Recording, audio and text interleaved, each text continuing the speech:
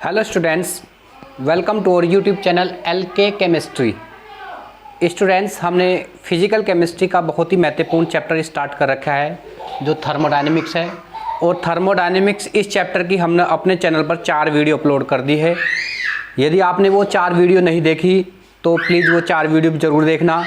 इस वीडियो के डिस्क्रिप्शन में मैं पूरे प्लेलिस्ट का लिंक डाल दूँगा, जिसके आधार पर आप उन 4 वीडियो को ध्यान से देख पाएंगे। ठीक है। और जो स्टूडेंट्स चैनल को पहली बार देख रहे हैं उन इस स्टूडेंट्स के लिए रिक्वेस्ट की जाती है कि प्लीज़ चैनल को लाइक, सब्सक्राइब एंड शेयर करना। ओके, चलिए स्टार्ट करते हैं थर्मोडायनेमिक्स। और थर्मोडायनेमिक्स के अंदर आज बहुत महत्वपूर्ण नियम की बात करेंगे। हेस का नियम, हेस लॉ, इसके बारे में बात करेंगे। तो हेस एक साइंटिस्ट थे, इन्होंने अपना एक नियम प्रस्तुत किया था। उस नियम के आधार पर इन्होंने बताया था कि कोई प्रक्रम एक स्टेप में कंप्लीट हो या एक से अधिक स्टेप में कंप्लीट हो तो जो एंथैल्पी चेंज होगा वो दोनों प्रक्रमों में बराबर होगा। क्लियर बात? रिपीट कर रहा हूँ इसी बात को। कोई प्रोसेस एक स्टेप में कंप्लीट किया जाए या एक से अधिक स्टेप में कंप्लीट किया जाए तो एंथैल्पी चेंज का जो मान होगा दोनों प्रोसेस में बराबर होगा। क्लियर बात? According to Hess law, the enthalpy change must be equal to for a process may be complete in single step or more than single steps. Clear बात? समझ में आई ना बात? कोई भी प्रक्रम एक स्टेप में पूरा हो या एक से अधिक प्रक्रम में पूरा हो तो एंथैल्पी चेंज का मान बराबर होता है। जैसे हम बात करते हैं कार्बन डाइऑक्साइड गैस बनाने। कार्बन डाइऑक्साइड गैस बनाने के 2 विधि है। एक तो सीधी फर्स्ट जो होगा इसका C+O2 इजकल टू होगा CO2, कार्बन डाइऑक्साइड गैस बन गई। क्लियर बात? और इसके लिए जो एंथैल्पी चेंज का मान होगा वो होगा डेल्टा H इजकल टू होगा -393.7 किलो जूल होगा। क्लियर बात? इस प्रोसेस के लिए। और सेकंड प्रोसेस है इसी को कैलकुलेट करने का, एक कार्बन डाइऑक्साइड गैस को बनाने का। ये तो ग्रेफाइट है, ये गैस है, ये भी गैस है। और C+12O2 gas is equal to CO, ये भी गैस। दूसरा एक CO+12O2 गैस, ये भी गैस, ये भी गैस इजकल टू CO2, ये गैस। इस प्रोसेस के लिए डेल्टा एंथैल्पी चेंज की जो वैल्यू होगी वो होगी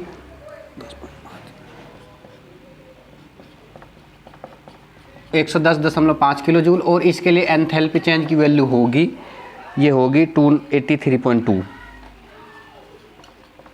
किलो जूल।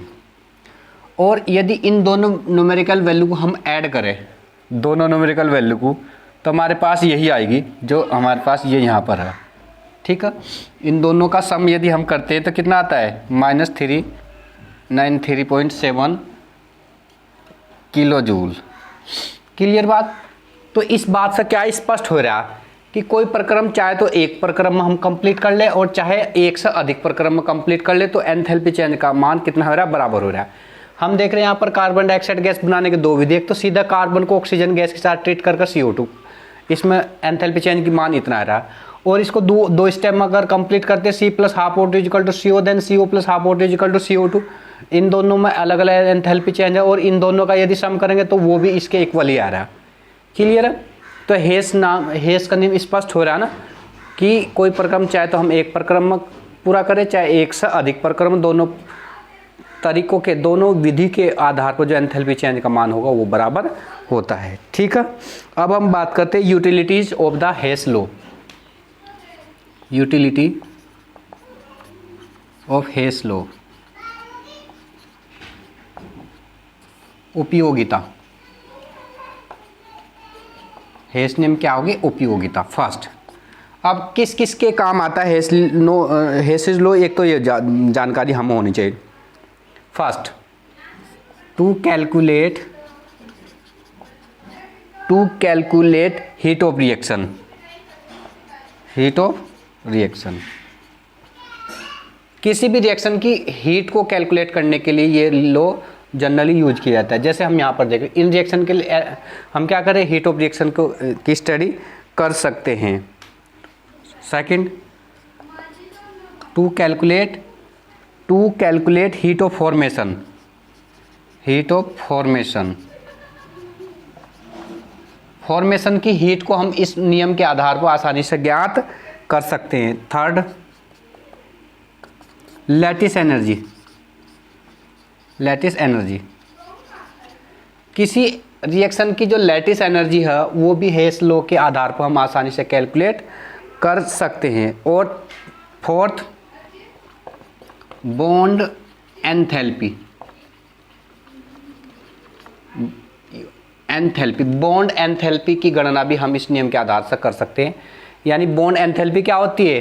वो एंथैल्पी जो किसी बॉन्ड बनाने के लिए आवश्यक होती है। किसी बॉन्ड को बनाने के लिए आवश्यक जो ऊष्मा की मान होते हैं उसको बॉन्ड एंथैल्पी कहते हैं। और बॉन्ड एंथैल्पी कैलकुलेशन हम हेस लॉ की मदद से आसानी से कर सकते हैं। Then heat of combustion. Heat of combustion, heat of combustion की गणना भी हम हेस लॉ के आधार से कर सकते हैं। तो ये कुछ यूटिलिटीज़ है हेस लॉ की जिसके आधार पर हम ये एनर्जीज कैलकुलेट कर सकते हैं। और थर्मोडायनेमिक्स में हेस लॉ बहुत ही इंपॉर्टेंट है। इसको रिपीट कर रहा हूँ कि हेस लॉ के अकॉर्डिंग कोई प्रोसेस एक स्टेप में कंप्लीट हो या एक से अधिक स्टेप में, तो दोनों स्टेप्स के दौरान एंथैल्पी चेंज का मान बराबर होता है। ठीक है, जैसे हमने एक उदाहरण के आधार पर समझाया और इसकी ये उपयोगिता जो होती है ये हमने आपको बता दी। इनको ध्यान से नोट कर लीजिए आप।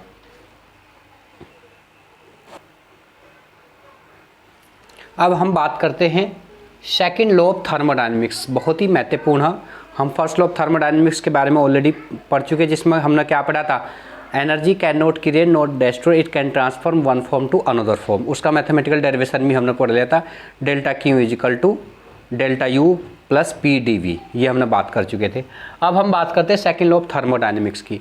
तो सेकंड लॉ ऑफ थर्मोडायनेमिक्स को स्टार्ट करने से पहले फर्स्ट लॉ ऑफ थर्मोडायनेमिक्स में कौन कौन सी लिमिटेशंस थी कि जिसके आधार पर सेकंड लॉ की हमें आवश्यकता पड़ी? कौन सी ऐसी लिमिटेशंस हैं, कहाँ पर कौन से रिस्ट्रिक्शंस हैं जिनके आधार पर हम सेकंड लॉ के बारे में स्टडी करें? तो limitations of first law of thermodynamics. First law of thermodynamics में एक बात सबसे महत्वपूर्ण ध्यान रखना, हम फर्स्ट लॉ ऑफ थर्मोडायनेमिक्स में ये पढ़ चुके थे, delta Q equal to delta U plus P delta V, ये हम पढ़ चुके थे।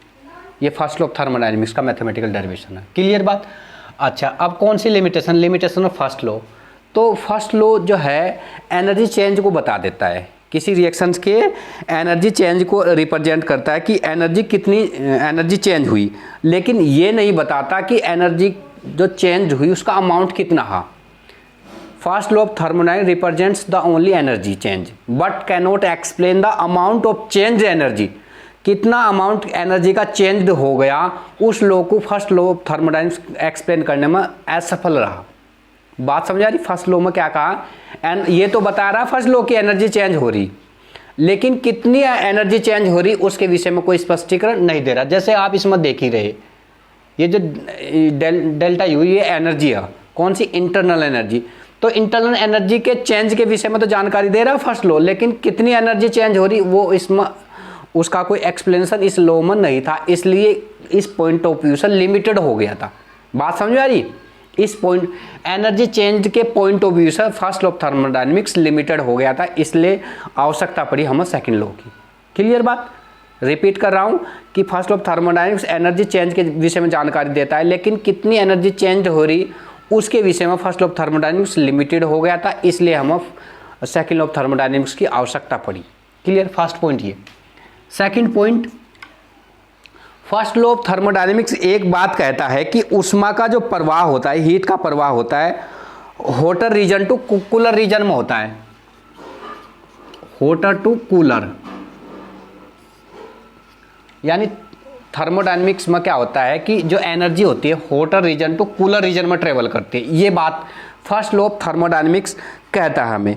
क्लियर बात? और यह ऊर्जा के जो प्रवाह की जो डायरेक्शन है, ऊर्जा के प्रवाह ठंडी और क्यों नहीं, लेकिन ये इस बात को नहीं बताता कि एनर्जी कूलर रीजन से हॉटर रीजन की साइड में क्यों नहीं ट्रेवल करती। ध्यान दीजिए, फर्स्ट लॉ ऑफ थर्मोडायनेमिक्स बताता है कि energy can transfer from hotter region to cooler region but it can not explain the flow of heat to cooler region to hotter region. Clear बात? ऊष्मा का प्रवाह गर्म वस्तु से ठंडी वस्तु की ओर होता है, लेकिन ये इस बात को नहीं बताता कि ठंडी से गर्म की ओर क्यों नहीं होता है। बात समझ आएगी नहीं? तो इसलिए इस पॉइंट ऑफ व्यू से, एनर्जी के फ्लो के पॉइंट ऑफ व्यू से first law of thermodynamics limited हो गया था। उसके बाद हमें सेकंड लॉ ऑफ थर्मोडायनेमिक्स की आवश्यकता पड़ी। क्लियर बात? अच्छा, थर्ड पॉइंट बहुत ही महत्वपूर्ण पॉइंट है। आप ध्यान दीजिए, यदि हम दो पात्र ले लो, ध्यान दीजिए, ये दोनों पात्र, इन दोनों पात्रों को हम किसी एक अन्य कंटेनर में पास कर लेते हैं टेस्ट ट्यूब की मदद से, ऐसे ये तो दो पात्र जिसमें ए बी कोई गैस है, इस सी पात्र में हमने प्रवेश कर ली। क्लियर बात?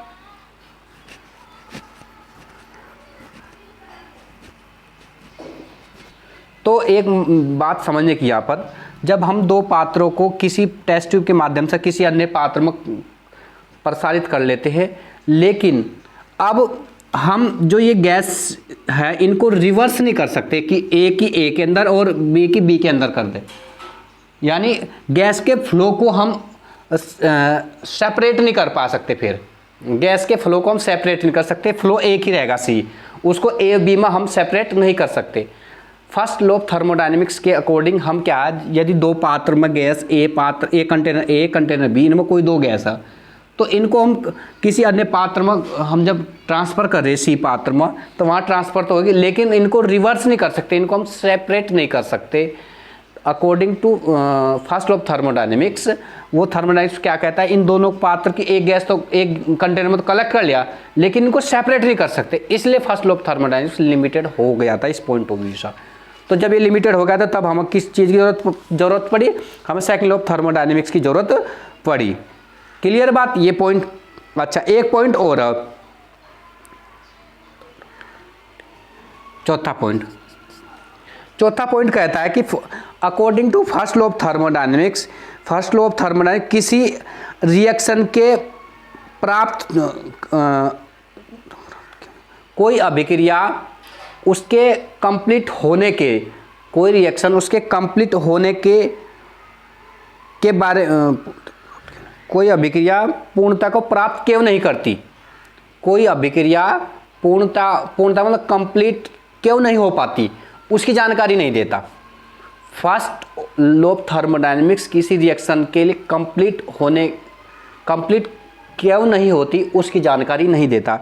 जैसे एक रिएक्शन लिख देते हैं हम, CO gas plus H2O solid equal to CO2 gas plus water plus H2 gas. Clear बात? तो इस रिएक्शन के लिए फर्स्ट लॉ ऑफ थर्मोडायनेमिक्स ये नहीं बताती है कि कंप्लीट होने की जानकारी नहीं दे पा रहा फर्स्ट लॉ ऑफ थर्मोडायनेमिक्स कि ये रिएक्शन फिजिबल है या फिजिबल नहीं है। समझ में आ रही बात? एक पॉइंट बोला मैंने, फिजिबिलिटी की जानकारी फर्स्ट लॉ ऑफ थर्मोडायनेमिक्स नहीं दे पाता कि कौन सी रिएक्शन फिजिबल है और कौन सी रिएक्शन फिजिबल नहीं है। तो इन चार पॉइंट ऑफ व्यू से first law of thermodynamics limited हो गया था। इसके लिमिटेड होने से फिर सेकंड लॉ ऑफ थर्मोडायनेमिक्स की जरूरत पड़ी। क्लियर बात? अच्छा, अब हम बात करते हैं सेकंड लॉ ऑफ थर्मोडायनेमिक्स की। और सेकंड लॉ ऑफ थर्मोडायनेमिक्स की बात करने से पहले हम इसको रब कर देते हैं।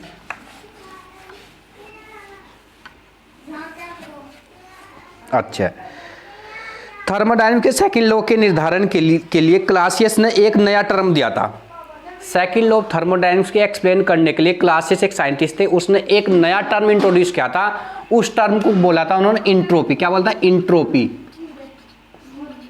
और उसको रिप्रेजेंट किया था कैपिटल एस से। सेकंड लॉ ऑफ थर्मोडायनेमिक्स के इंट्रोड्यूस होने के लिए क्लासियस ने एक नया टर्म इंट्रोड्यूस किया था और उसका नाम दिया था इंट्रोपी, और उसको रिप्रेजेंट कर रहे थे कैपिटल एस से। और जो इंट्रोपी जो चेंज होता है उसकी उन्होंने वैल्यू दी थी डेल्टा एस इजिकल टू होता है डेल्टा क्यू या क्यू ReV अपॉन टी। ये भी डेल्टा ही होगा, delta Q ReV upon T. ये जो होगा डेल्टा एस, ये होगा इंट्रोपी चेंज, और ये होगा क्यू हीट और reversible process, reversible process for reversible, and T क्या है, absolute temperature, absolute temperature. Clear बात। अब ध्यान समझ लेना, क्लासियस नाम के साइंटिस्ट ने सेकंड लॉ ऑफ थर्मोडायनामिक्स को इंट्रोड्यूस कर दिया। इंट्रोड्यूस करने के लिए उसने उस वक्त इंट्रोपी के टर्म में बता, और इंट्रोपी चेंज जो होती है delta S is equal to होता है delta Q R E V upon T. Delta Q R E V क्या, heat of reversible process, reversible process की क्या है एनर्जी है, और टी एब्सोल्यूट टेम्परेचर, और डेल्टा एस क्या है इंट्रोपी चेंज है। क्लियर बात। अच्छा, अब एक महत्वपूर्ण बात और हमें इस लॉ से संबंधित पता होनी चाहिए। किसी भी एडियाबैटिक प्रोसेस के लिए ध्यान रखना, किसी भी एडियाबैटिक प्रोसेस में किसी वस्तु के जो थर्मल प्रॉपर्टी होती है वो स्थिर होती है। किसी भी एडियाबैटिक प्रोसेस के लिए जो थर्मल प्रॉपर्टी होती है वो स्थिर होती है, जिसे हम क्या कहते हैं, इंट्रोपी कहते हैं। ध्यान देना, किसी भी एडियाबैटिक प्रोसेस के लिए जो थर्मल प्रॉपर्टी होती है वो कांस्टेंट होती है, जिसको हम क्या कहते हैं, इंट्रोपी कहते हैं। बात समझ आएगी। और एक बात और, किसी भी सिस्टम की जो इंटरनल एनर्जी होती है उसके अंदर जो काइनेटिक एनर्जी और पोटेंशियल एनर्जी का जो सम होता है वो उसकी इंटरनल एनर्जी कहलाते हैं, या इसको ऐसे भी कह सकते हैं, internal energy is the sum of the all type of the energy present in the system. Clear बात। अच्छा, अब एक बात और ध्यान देखना, जो इंटरनल एनर्जी का कुछ ही भाग, इंटरनल एनर्जी का कुछ ही पार्ट वर्क के लिए रिस्पॉन्सिबल होता है। ध्यान समझ लेना, इंटरनल एनर्जी का कुछ ही पार्ट वर्क के लिए रिस्पॉन्सिबल होता है, और जो पार्ट वर्क के लिए रिस्पॉन्सिबल नहीं होता है उसे हम बोलते हैं इंट्रोपी। उसको क्या बोलते हैं हम, इंट्रोपी। ध्यान समझ लेना बात। जब कोई वर्क कंप्लीट किया जाता है तो वर्क कंप्लीट करने के लिए एनर्जी की रिक्वायरमेंट होती है, और एनर्जी क्या है हमारी, इंटरनल एनर्जी। इंटरनल एनर्जी का टोटल पोर्शन वर्क के कंप्लीट करने के लिए रिस्पॉन्सिबल नहीं होता, कुछ पोर्शन ही रिस्पॉन्सिबल होता है, और जो पोर्शन रिस्पॉन्सिबल नहीं होता है उसको बोलते हैं हम इंट्रोपी। अब इसको एग्जाम्पल के आधार पर समझ लेते हैं। सपोज इंटरनल एनर्जी यू की वैल्यू है 100%, और जो डेल्टा डब्ल्यू यानी वर्क करने के लिए यूज की गई वो यूज की गई सपोज 90%, तो जो 10% रिमेनिंग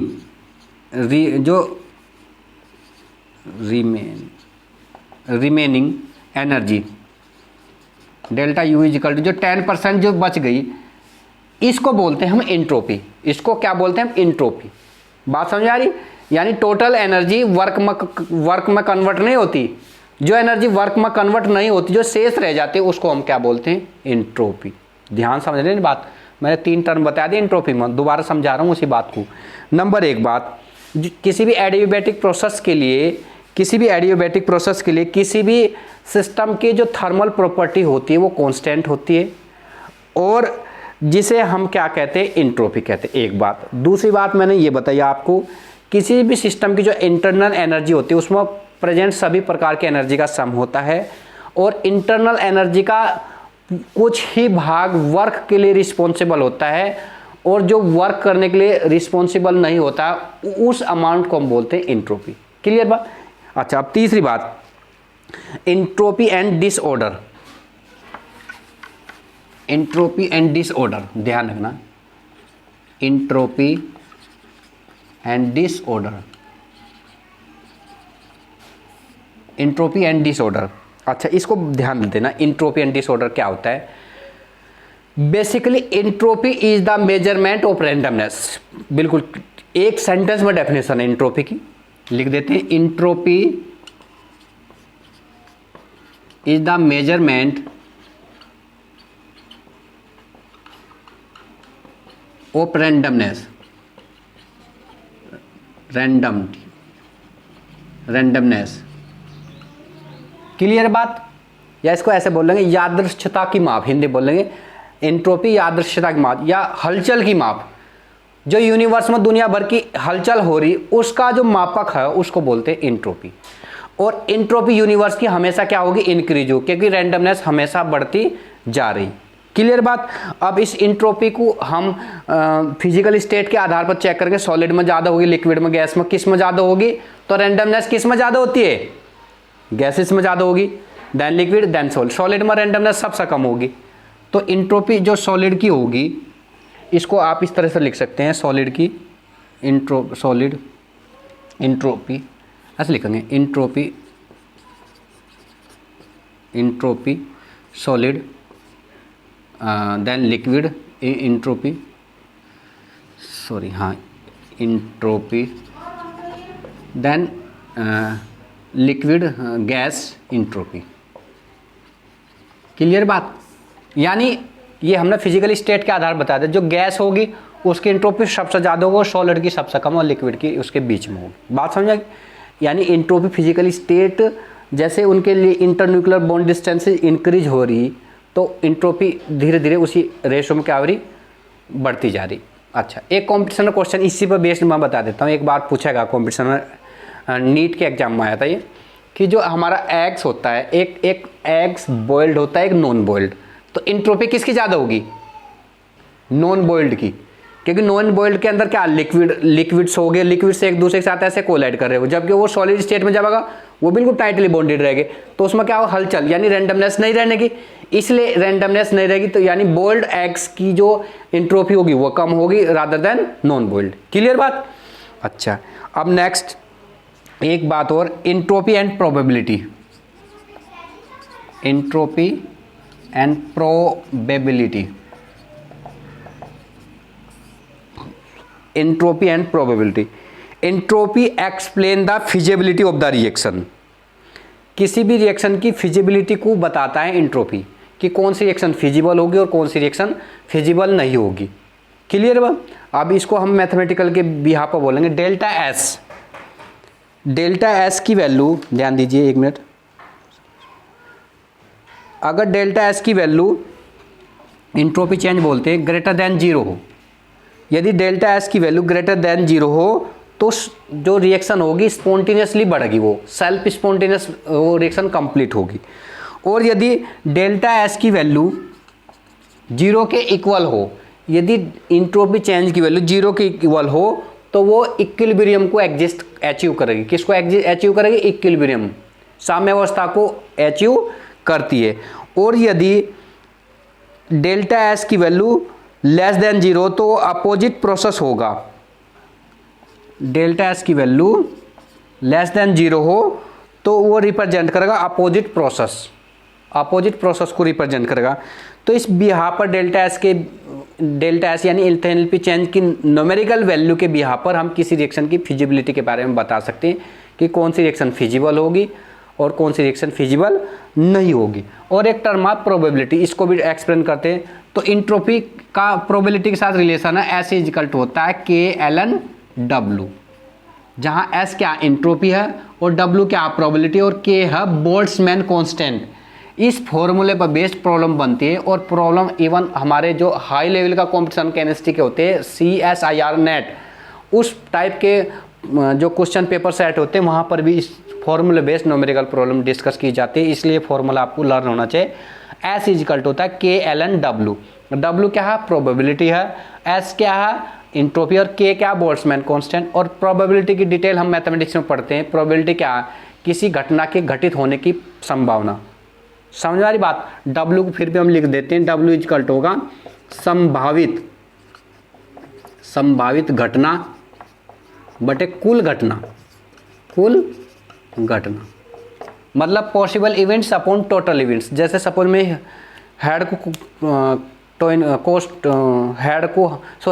सिक्के को हम ऐसे कर रहे हैं, उछाल ले, तो उसमें हेड आने की प्रोबेबिलिटी क्या है, टेल आने की प्रोबेबिलिटी, उसको हम कैलकुलेट करते हैं with the help of this formula. W is equal to 1/2। 1 का मतलब किसी हम टॉस कर रहे हैं ना, सिक्के को टॉस कर रहे हैं, तो संभावित घटना, सपोज हेड की बात करें, संभावित घटना कितनी, एक, और कुल घटना क्या भाई, हेड भी हो सकता है टेल भी हो सकता है, इसलिए 1/2 होता है। क्लियर बात। तो इसको आप नोट कर लीजिए। अच्छा, अब एक चीज़ और इसी में ध्यान रखना, यूनिट की बात करते हैं। यूनिट क्या होगी किसकी, एंट्रोपी की यूनिट, ये ध्यान रखना, केल्विन पर डिग्री मोल होगी। कैलोरी पर डिग्री पर मोल, ये इसकी यूनिट होगी एंट्रोपी। कैलोरी पर डिग्री पर मोल इसकी यूनिट होती है, इसको आप ध्यान से नोट कर लेना। ओके, अच्छा अब हम बात करते हैं एक इम्पोर्टेंट बात और है इसी से रिलेटेड, जो एंट्रोपी से रिलेटेड है। Second law in nature, self spontaneous process take in either direction whether entropy value increase. एक बात और ध्यान रखना, जो सेल्फ स्पॉन्टेनियस प्रोसेस होते हैं वो उस डायरेक्शन में बढ़ते हैं, ध्यान देने की बात है। सेल्फ स्पॉन्टेनियस प्रोसेस जो होते हैं वो उस डायरेक्शन में बढ़ते हैं जिस डायरेक्शन में एंट्रोपी क्या हो रही, बढ़ रही हो। बात समझ में आ रही? Self spontaneous process take place in either direction whether entropy value increases.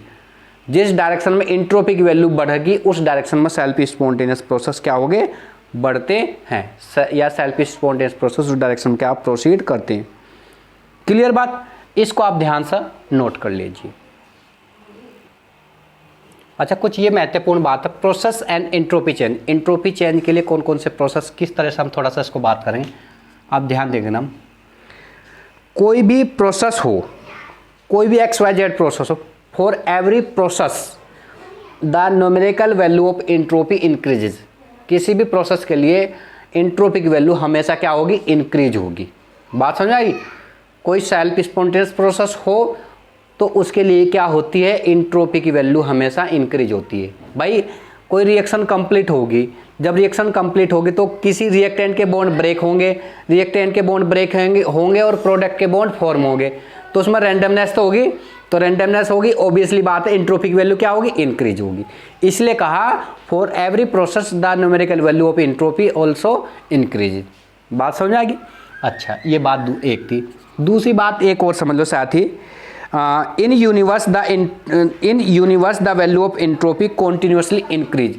इस यूनिवर्स में, पूरी कायनात में जो एंट्रोपी की वैल्यू है हमेशा क्या हो रही है, वो बढ़ती जा रही। आप देख रहे रैपिडली जनसंख्या बढ़ती जा रही, जनसंख्या बढ़ने से क्या होगा, बिल्डिंग बन रही, पेड़ों का कटान हो रहा।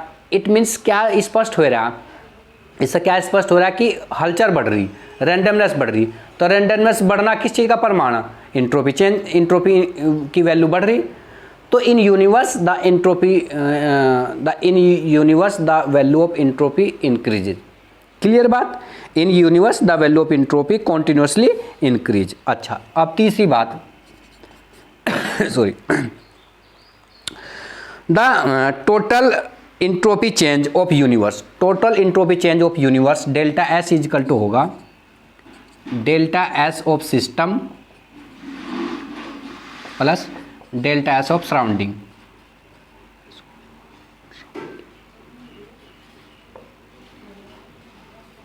Delta S of system plus delta S of surrounding.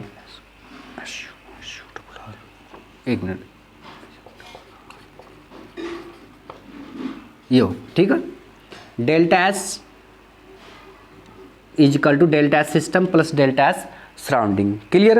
या टोटल एंट्रोपी चेंज होता है, टोटल एंट्रोपी चेंज किसके इक्वल होगा, delta S of system delta S of surrounding, इसके इक्वल होता है। ठीक है।